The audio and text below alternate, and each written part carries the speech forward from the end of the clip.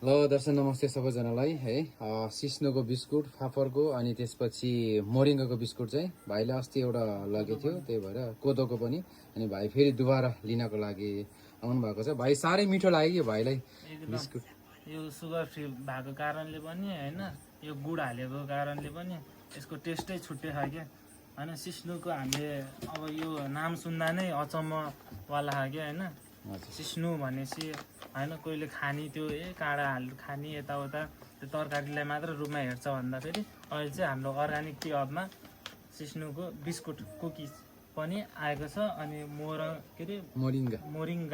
मोरिङ्गाको पनि फापर अनि कोदो अनि मकैको पनि छ। अब त्यो तपाईँहरू पनि आउनु होला हैन। ल साथीहरू हैन, भाइले चाहिँ कति 20 प्याकेट है, 20 प्याकेट चाहिँ सिस्नु मोरिङ्गा त्यसपछि फाफरको र कोदोको गरेर चाहिँ 20 प्याकेट भाइले लाँदै हुनुहुन्छ।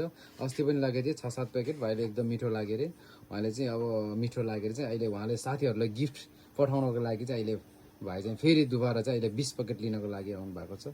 साथीहरू तपाईँहरू पनि आउनु होला। ल भाइ तपाईँहरू साथीभाइले के भन्न चाहनुहुन्छ? अब अनेस्ट रिभ्यू भन्दाखेरि चाहिँ 10/10 नै हो। ल धन्यवाद छ, धेरै धेरै धन्यवाद छ है भाइ।